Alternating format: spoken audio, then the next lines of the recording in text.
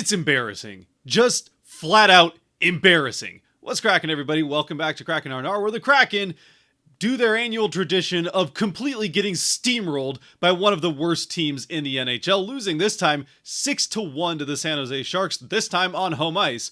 At least usually they have the courtesy of having these complete craps of games. Wanted to use a stronger word there, but I was managed to censor myself a little bit.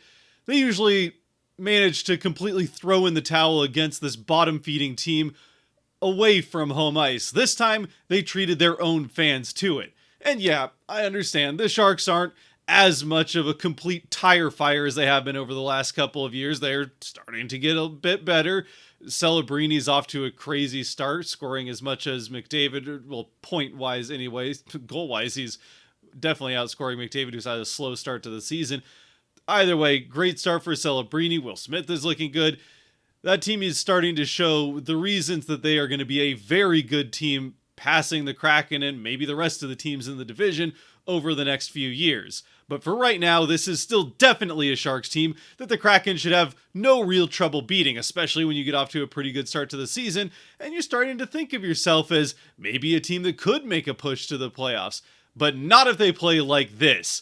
Now, yeah, I will say that after the last couple of games, maybe they had this coming. They'd kind of started to get away with some things here over the last few. They had not been playing the cleanest defense. There had been a lot of opportunities for opposing teams, especially over the last two games, that just managed to bounce over a stick or get shot wide. Lots of opportunities that just were not capitalized on by opponents. And in this game, just about every opportunity the Kraken handed to the Sharks, they were more than happy to take it off the platter and put it into the back of the net. Unfortunately, Decord is the one that's subject to this horrendous play from the team in front of him. But yeah, it's just an absolutely gutless performance from this Kraken team, who apparently just cannot manage to take care of business against that team in teal. And this year, they only get to play them 3 times. So what should be 6 points in the standings is at best 4, since they are guaranteed to lose one of the games. And, well, if they don't figure something out, they might just lose again next Saturday when they face them. Coming back into Seattle after what just happened, the Kraken had better steamroll the Sharks back in response. That game should not be close, or this team just has absolutely no pride in what they're doing at all. And look, sure, I'm probably willing to, once today's over and this game is a little bit less fresh in the mind, the Kraken now have 2 days off, so I'll have a couple days to cool off from it. I'll probably be willing to give them a little bit of the benefit of the doubt if it's just a one-off game. Again, I mentioned how they've not been playing the best hockey over the last couple of games, but still gotten away with 3 points in the last 2, in spite of not playing very well against either of their last 2 opponents. They found a way to get a loser point in the last one, and then Chicago just was not able to take advantage of the opportunities the Kraken gave them. But this team has not really been finding offense back the other way, and they only score once in this game. And sure, the deserve a win-o-meter or whatever is gonna tell you otherwise. If you just look at the stats out of this game, you'd think the Kraken got goalied in. Sure, they played terrible at their end of the ice, but at least they generated some offense. 29 shots on goal. That's still not amazing or anything, but it's certainly a lot better than what they've been doing over the last few games. And lots of those chances coming up around the net. Expected goals are off the charts. But I gotta tell you that this game, at least offensively for the Kraken, could not be a more perfect depiction of just how imperfect the publicly available advanced stats are right now. I mean, for a lot of places, including Money Puck, as far as I'm aware, their model still is based pretty much entirely off shot location. So, yeah, while the Kraken shot location looks great with all those shots coming up right around the crease, the vast majority of those are happening with just the Kraken shoving the puck over and over again into the pad of the goaltender. It's no real chance of it going in unless somehow his pads just get worn out and you've managed to shove it through the hole in the pad because you've slapped it into it so many times. But with modern equipment, that's pretty unlikely to happen. Even with the old bags with leather around them that they used to wear on their legs in the 1920s or whatever, probably wouldn't have happened then. So it's certainly quite unlikely that the Kraken are going to score just shoving the puck over and over again into the same spot on the goalie's legs. So yeah, they're close to the net shots, but there was almost no danger of the vast majority of those going in. A couple of rush chances here and there, but for the most part, this is just a lot of, I guess for the Kraken, you can look at it silver lining that they at least had people around the net to get these rebound chances and smack the puck against the pad enough times that maybe eventually the goaltender lifts his leg to shift and you're able to shove it under the leg or something. But these are about the least dangerous shots you're ever going to see in front of a net, and some of the least dangerous 23 opportunities you'll see. Now, that's not to say that the Kraken didn't have their offensive opportunities in this game. They actually, I think, they generated some offense, certainly more than one expected goals worth, so they probably... So I guess my problem really isn't entirely with the Kraken offensively in this game, or at least not their ability to get set up and create the opportunity for chances, and at least now they were actually taking some chances. The shots on goal, at least they got shots on goal. We've talked about, even if they're low danger, low danger shot is better than no shot at all.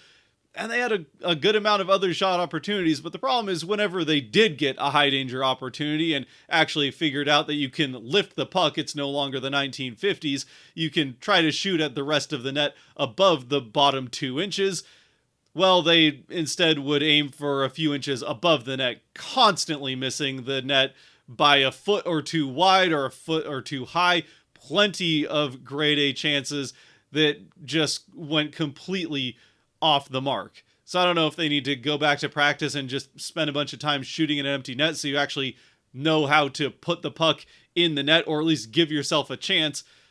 But yeah, they either shot the puck along the ice helplessly into the goaltender's pads, or they shot it wide enough where he doesn't even have to worry about the top of the net, which I do think there were some holes there for the Kraken to shoot at, and, well, they at least found it once on Ryan Winterton's first NHL goal, which I suppose might as well bring us into the recap of the game itself. It gets off to a pretty poor start just a few minutes into the game. The Kraken have their first complete mental fart in their own end of the ice as Larson just rims a puck up along the boards, where the only person waiting for it is a Sharks player. He quickly gets it out to Toffoli, and Toffoli takes one quick look over at the slot, and the only person standing wide open in the slot is Macklin Celebrini. So he gets that pass across to Celebrini, and he has a chance to just kind of stare down to Cord, pick a spot, fire off a shot, and he does just beat Decord basically one-on-one with a nice shot here.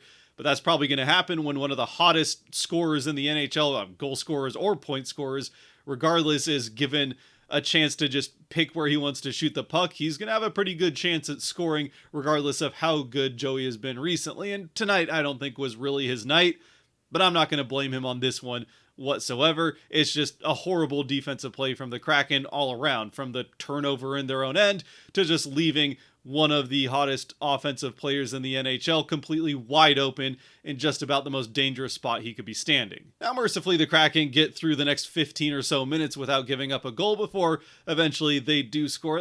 They had a few chances of their own. They are actually getting a fair pace of shots on goal throughout the first period. It really wasn't a terribly played offensive period from the Kraken. Again, nothing especially dangerous until Ryan Winterton, for I think the second game in a row, I think he had one in the previous game, a breakaway chance for him late here in the first period. And this time he does get a much better chance on net. Instead of just, he's kind of again forced a little bit to his backhand side, but instead of just trying to take the weak backhand shot and hope for the best, he forces his way around the one defender and is able to get a pretty good chance on, but a good save in net. And the Kraken are going to have to try to recover from that, which they're able to do. They still manage to win possession, and it's not long before Wright gets it up to Winterton, but it kind of gets into his feet a little bit. He isn't able to get the shot off. Still, it bounces up to Lindgren, up right at the top of the slot, I'm more up by the blue line, but still down the middle of the ice. He fires off the shot, hits Wemberg in the chest, falls to his feet, somehow bounces around and ends up right on the tape of Winterton, still standing in the middle of the slot. He fires off his third chance. He didn't actually get the second one off, but his third chance in a pretty dangerous location to try and get a shot off. This time he does, and this time he buries it into the glove side of the net to give the Kraken the game-tying goal, their only goal of the game, so at least they didn't get shut out by the Sharks on home ice. But here, Ryan Winterton does pick up his first NHL goal. It did feel like he was way overdue. He's been getting some good chances, and after a couple of good chances on this shift alone, he finally gets that first one to go. Unfortunately for the Kraken, the celebration would not last long, as only a couple minutes later, the Sharks are right back the other way, and this time it's another bad transition from the Kraken on the back check that leads to a 5-on-2 chance for the Sharks, and it's Alex Wennberg carrying it in on the far side. Decord has that all taken care of. He's staring down Wennberg, and look, he's doing the right thing. I understand that this is going to be a little bit sarcastic and a bit of a joke on, what we experienced with Wennberg, but Decord, you got to know here. You got to know that Wennberg is never taking this shot. You could probably just go play the other side of it. Wennberg will still pass the puck, even if you leave his side of it wide open. Sure enough, as everybody that watched Wennberg for the last couple of years, well, not last year, he was in San Jose last year, but for the few years he played with the Kraken, everybody knew he was going to pass this puck. Sure enough, he does. Decord isn't able to get over quick enough. Again, not really his fault. He's doing the right thing by playing the guy with the puck coming in. It's up to one of the Kraken defenders to try to get their stick on the pass, or at least get in the passing lane. None of them are able to. The puck gets across, the shot on net, and it's into the back of it to give the Sharks right back the lead. So we head to the second period, which is pretty much characterized as the rest of this game would be, with just constant interruptions for ref whistles. It was a pretty tightly called game, questionably called game. There wasn't any, no team got the better of the officiating in this one. I would say the Kraken maybe do, I guess. The Kraken end up with 6 power plays to just 3 for the Sharks. Not every power play, I think, was the best call in the world. Either way, there's lots of interruptions, but it still ends up being the Sharks who find the power play goal. As the Kraken got their second chance, that comes up empty. Then the Sharks will get a chance off of what I don't think was especially a great call, but it's one of those where the Kraken already have 3 power plays, the Sharks have 1, so the refs are going to look for something. They find it. The Sharks get a power play, and a shot right down the middle. It did look live action, like one that Decord really should have. I think I even said as much, but on second look, he's just completely screened. The Kraken allow a moving screen right out in front of him. His eyes completely taken away. He really doesn't have much of a chance to make this save unless he just puts his glove in the right spot and happens to get lucky. He doesn't. The power play goal is the penalty kill, which had just come off of a very good game. It lets one in here, and then the Kraken will get another chance on the power play not long after. Once again, it'll go nowhere.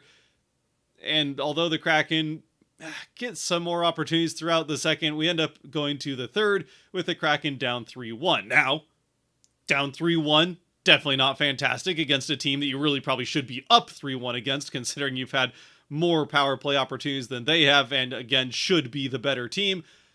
But we've seen this team come back already from 3-0 down this season, and it's, like the Sharks, who are one of the worst third period teams in the NHL so far, so the Kraken have more than enough opportunity to come back in this game. It doesn't feel over until early on in the third, when the Sharks get another just kind of lucky bounce goal. Well, I say another lucky bounce goal. They really hadn't had a lucky bounce goal. This is kind of their one of the game. Every other goal they've had so far is just the Kraken making some stupid defensive mistake, whether that's in transition, a turnover in their own end, or just leaving someone standing in front of Decord on the penalty kill. And I get that it's a penalty kill. You have one less player, but probably the one guy you should be having someone on pushing away from the front of the net is the guy standing in front of the net. That is the one spot you should not be allowing someone to just stand for free. But again, we're moving into this fourth goal now, which does come off of a bit of a lucky bounce. It's Smith who fires off this shot. It goes off of the stick or some part of Lindgren and then bounces off the ice, takes a weird bounce, maybe even gets a piece of Montour on the way in. Either way, for Decord, this is a bit of a tough one. Just a weirdly bouncing puck. One that probably in his sharpest game he still is able to somehow make a save on. But tonight obviously was not his night. Again, I'd probably say really not his fault, but we can get into that after the next one that he lets in, which is really especially not his fault. It's not long after the Kraken allowed this fourth goal to go in off of maybe a lucky bounce, but at this point in the game, you're not going to get the benefit of the doubt after everything you've done.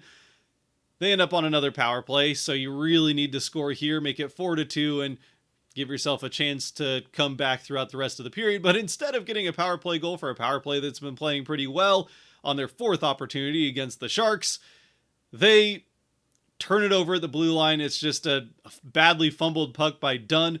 that allows a breakaway back the other way. And I know what you're probably thinking. You're expecting that Decord, who's not had his best night, is just going to let in the breakaway shot. Again, hard to blame him. You really shouldn't have to be facing shorthanded breakaways, but it's going to happen a couple of times throughout the season. Actually, Decord ends up coming up with a pretty nice breakaway save here.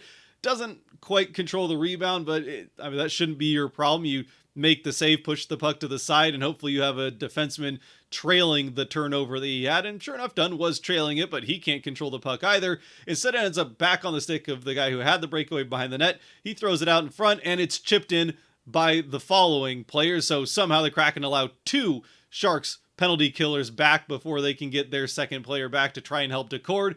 And the second shot is chipped over his pad and into the back of the net. Absolutely nothing really you can expect Decord to do about this one.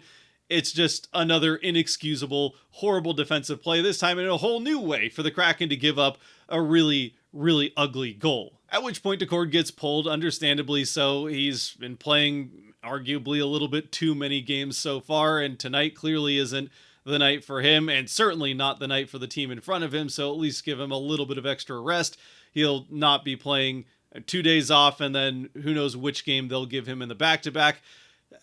You'd kind of think that after how tonight went, you'd let him have an extra day off and give him the game against the Stars. Let either Murray or Grubauer, who knows which one, play against the Blues. But based on what they did in the previous back-to-back between Philadelphia and DC, it feels like they might go for just trying to really lock in the win and get the points against the Blues, who they should be able to beat. Another team that lost 6-1, although admittedly against a much better opponent on the same night. So a Blues team that, that's, if you put Decord in net, you should feel pretty good about getting 2 points the way the Blues are playing. But then you pretty much are surrendering the game against the Stars. That we can talk about later. At least for now, it makes sense that you pull Decord. You put Murray in, go back to the power play, try to regroup. At this point, who knows, maybe a miracle happens. You certainly need a power play goal here in the final few seconds if you want that miracle to happen. But instead, the Kraken have one more trick up their sleeves. As the power play is coming to an end, the Sharks get the puck on their stick. The pass is made to Toffoli right out of the box. He's in free on a breakaway and puts it into the top corner on his first shot on Murray, who, look, what do you want Murray to do here? He's literally just been in the game for less than a minute, and the first shot he's facing is a complete free and open breakaway on a guy straight out of the box. It's 6-1 Sharks. The Kraken would get 2 more chances on the power play. They really don't do much of anything with it. Their best chance to score on one of these power plays came just before giving up the shorthanded goal, so just an absolutely embarrassing performance, certainly defensively all night long from the Kraken. They find 6 pretty unique ways to make completely horrible defensive blunders that all end up leading to goals. I guess one of them you can say was just a unfortunate lucky bounce, but even there, Lindgren could definitely be a little bit more in the shooting lane. He kind of sticks his stick out in front of the shooting lane, which is ultimately what it ends up, I think, bouncing off of. So he's really not putting in the best effort to try and block that shot.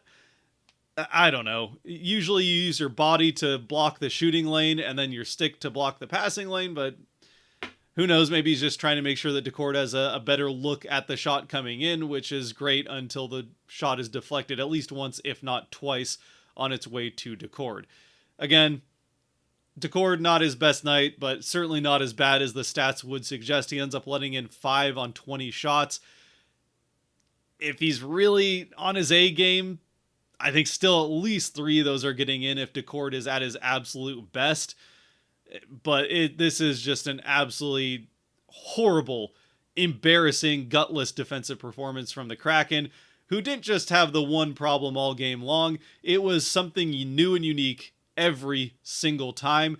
And for a team that had already kind of been looking a little bit shaky defensively over the last few games, I really hope that they're going to get back to the ice and practicing hard like we saw in the preseason to get something figured out here so they can go back to being a solid defensive team that's hard to score against, and not a team that's just relying on decent puck luck to bail you out of every bad mistake you make, because clearly that's just not going to work, especially once the schedule gets harder. Never mind when you're just playing against a team that's got some good, exciting young talent that can take advantage of it. The Sharks certainly did, and the Kraken once again just completely get dominated by a team they don't have much business losing against. Who knows though, maybe the problem for the Kraken was just that they were wearing something other than their normal home jerseys. They did in their first game with these thirds get kind of lucky to get that point against the Rangers. That's another game where they left up a lot of opportunities, pretty good opportunities for the Rangers, and they just couldn't capitalize on enough of them to win that game in regulation. They probably should have won that game in regulation, but the Kraken managed to luck their way into a point there. In this one, though, yep, they really found a way to look just about as bad as they maybe ever have.